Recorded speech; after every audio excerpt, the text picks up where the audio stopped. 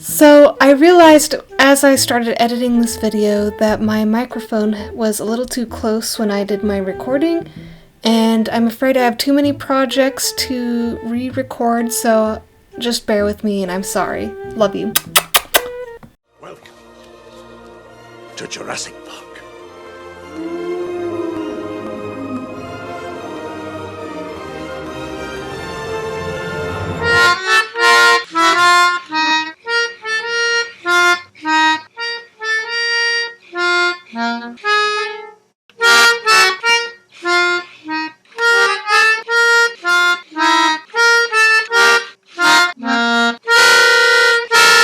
Have you guys ever had a movie pushed so far down in your subconscious that you thought it was just a fever dream? Something so bizarre, it just had to be fake? That was the case for the movie We're Back for me. Somehow, I randomly came across it in my searches on the interwebs. I was gobsmacked. It's real, I thought to myself. Real dinosaurs! So, of course I watched it, and because I saw it, you need to be subjected to the weirdness too. I mean, surely Spielberg. That's right, Steven Spielberg produced this movie. Surely Spielberg knew what he was doing by combining dinosaurs, underage children kissing, space aliens, a time machine, a cereal that can evolve lower life forms to have human-level intelligence, references to abuse, demons, a guy with a hypnotic eye, blood contracts, and of course man-eating ravens. What? I'm all for mature themes in animated children's films. I don't mind heavy topics. I mean, kids aren't dumb. But at what point as a filmmaker do you ask yourself that maybe, just maybe, you've crossed the line? So, it's time to buckle up, boys! I'm going to be taking you on a bumpy ride. So, you know how the opening shot is one of the most important of a whole film? How it establishes the tone of the rest of the movie? Well, instead of opening on any characters related to the movie, it starts with these baby birds bullying the runt, and you just have to appreciate the Oscar-worthy voice acting. The parents bring back a worm. And just listen to what the dad says to the mom when she wants to intervene. Here's food. Fight over it. Now, George. Only way they'll learn. Dude, your children are murdering each other. Is that why we never see you again for the rest of the movie? Did you also say you were leaving to buy milk only never to return? Anyway, this part goes on forever. Look at the screen time it took before the actual movie starts. And then, yeah, basically the baby bird gets yeeted from the nest and a T-Rex playing golf. Why golf, you ask? No one knows. Anyway, the T-Rex playing golf sees him and proceeds to tell the whole story of how he evolved. So it jumps back to when Rex, I know, what a genius name, was still a monstrous animal attacking his prey.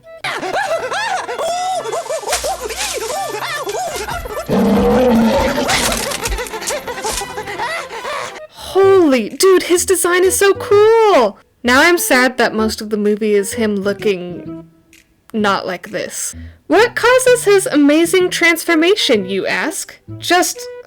You wouldn't believe me unless I showed you. Here before your very eyes, I have a product! A revolutionary product! You haven't seen stuff like this before! Brain crave cereal! Lunchtime!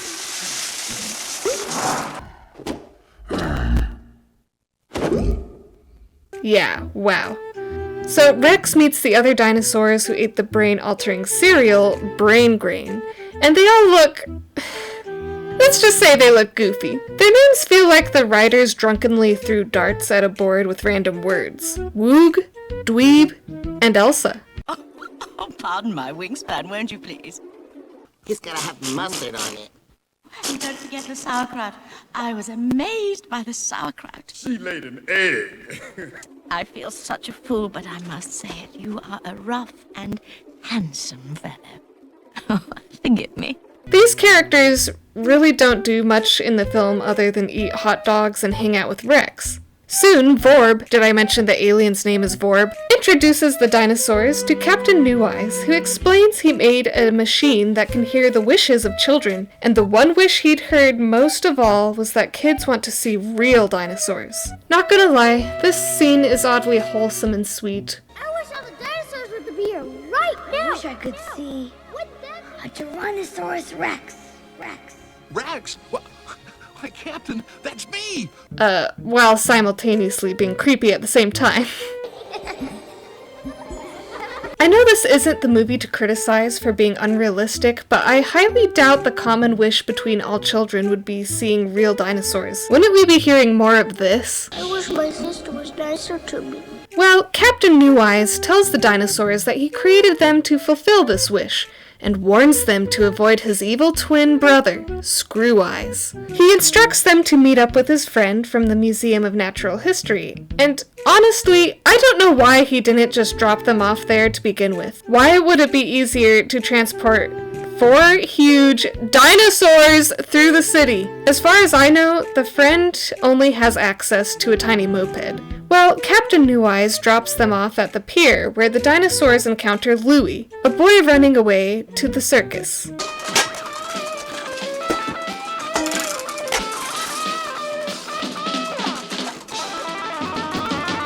Considering the dinosaurs are real, Louie takes their existence rather well.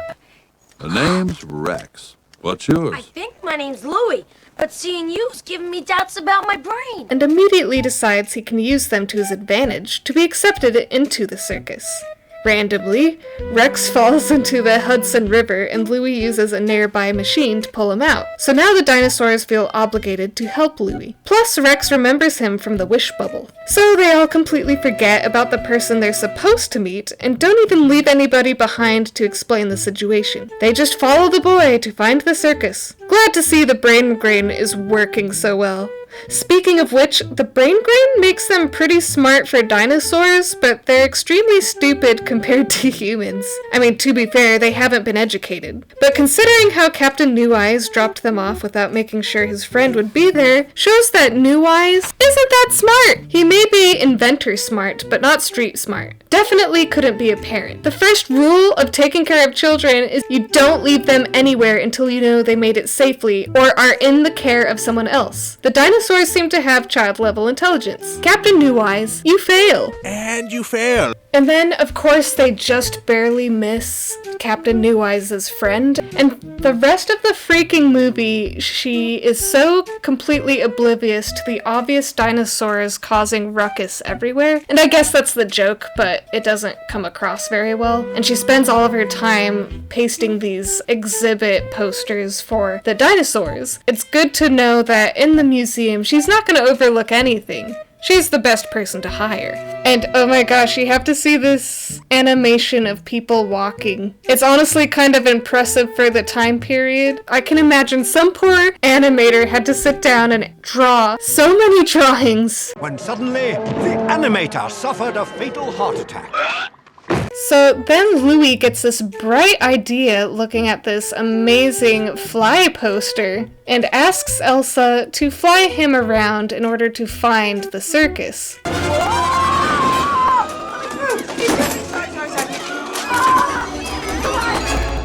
And he passes this girl whose hat just flies off of her. And then we meet this really cute little girl. I actually quite like her. I think she's the best part of the film.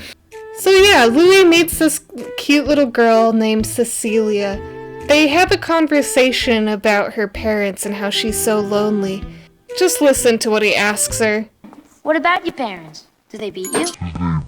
No, they're just never around. And she knows about abuse! What the heck is this? You also get this random vignette, this little girl, who has nothing to do with the rest of the movie, by the way, walks by a shop window and wants the very hat that Cecilia has. She throws away off into the air, and it lands on this girl's head. And you get all these random little moments like that through the movie. For instance, Rex waits with the other 2 dinosaurs, Dweeb and Woog, in the alleyway, and he looks across the street and just witnessed the most glorious basketball game you've ever seen. Also, a guy trips over his foot and doesn't even process that there's a giant dinosaur. Watch where you go. I am completely not okay with any romances with younger children in movies. Something about it really disturbs me, and I think in particular it's just the thought of all these older adults making it happen. I guess in animation it isn't too bad. In this movie it's not a huge plot point, but they do take the time, at least in this scene, to kind of imply, oh, he should look at her in a romantic way. And then we get to the best thing you've ever seen. The best musical number in existence. Roll back the rock to the dawn of time when the earth was smoking and the lava flowed. Roll back the rock to the dawn of time. You can blow your cool just like a volcano. Roll back the rock. Roll back the rock. Turn back the clock. Turn back the clock. Roll back the rock to the dawn of time and sing this song with me. Yeah, that was great. That was a really good song, guys. Oh yeah. Through the song, everyone thinks that these are just really amazing animatronics and in the parade, and they all think they're fake. Dinosaurs! No, Sasha, they're not dinosaurs, they're robots. Look, Mommy. Those are real dinosaurs. And, yeah, the whole city magically believes it, and they flip and lose their minds. And, the animation is really fun. Hey, where is Central Park? And then, of course, they see a poster for Professor Screw Eyes. Woo! And they realize that Louie is gonna be in trouble if he tries going to that circus. And then we get all these great chase scenes. And by great, I mean, you know, they're their scenes. Also, I find it really bizarre that instead of sending some sort of animal control, they just have police. Got him surrounded. Get away. Louie and Cecilia end up in this really creepy forest where the circus is, and they run into these punks. Also, I love that they have, like, no color. Like, those kinds of people are the ones who attend circuses. Like, that is how you know the circus is gonna be scary. What are you looking at? I didn't mean to. Hey, she's looking at whatever she wants to, chump fans. I do. Want to make something of it? Louie, don't. There's 3 of them. I think the most unrealistic part of this movie is the fact that this clown, played by Martin Short, is actually funny. We have, ladies and gentlemen, a funny clown.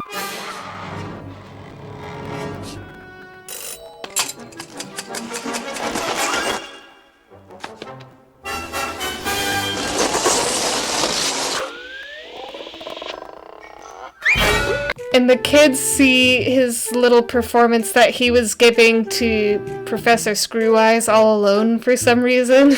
And they come in to talk to him about joining the circus. And you know what he says they need to do? A freaking blood contract! What the heck is this movie? And so, yeah, he has their souls now, basically. And then the dinosaurs come to free them, and he explains that their souls are his because of the blood contracts. And the kids realize, wow, that was a stupid decision. Oh, then he shows them his motivation, which... You know what the best villain's motivations always are? It's not taking over the world. It's not taking over the universe. It's not conquering all the kingdoms surrounding your kingdom. You know what Professor Screw Eyes wants? He wants to make everyone scared. That's his only motivation. And he's got this machine, which is the opposite of Captain New Eyes' wish machine. This is a time of loud wishes, yes, but even louder fears. This is a fright radio. It picks up what people are scared to death of. The animation at some points really just is amazing, guys. And I'm sorry, I know it's still amazing. Hand-drawn animation is nothing to sniff at, but... So basically, he uses his hypnotic eye to get the children to take these devolving drugs, which Turn them into monkeys! So then he tells the dinosaurs that he'll release them from their contract if they will return to their monstrous state for him. And so, of course, they agree. And then we get the scene with the clown who takes care of the two kids after they've re-evolved into being kids. His motivation with being with Professor Screweyes is he wants to make him laugh, because that man just never laughs. I don't know how he's okay with seeing this man perform blood contracts and have demonic influences in his life, but yeah. And once again, this is the most unbelievable thing to me. The clown is actually funny.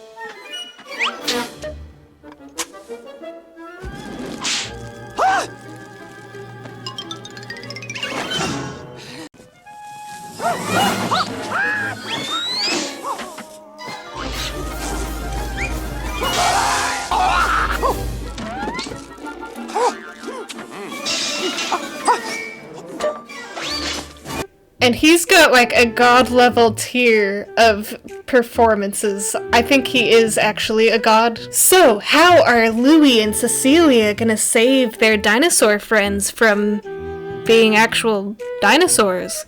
Well, they dress up in these really weird costumes to infiltrate the circus. They make it seem like it's such a bad thing that people would want to come see. Why would people want to see this? I don't understand these people.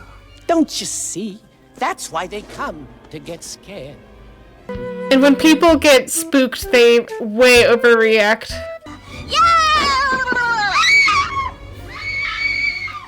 So then Professor Screweyes begins his performance, and you see, basically he summons demons?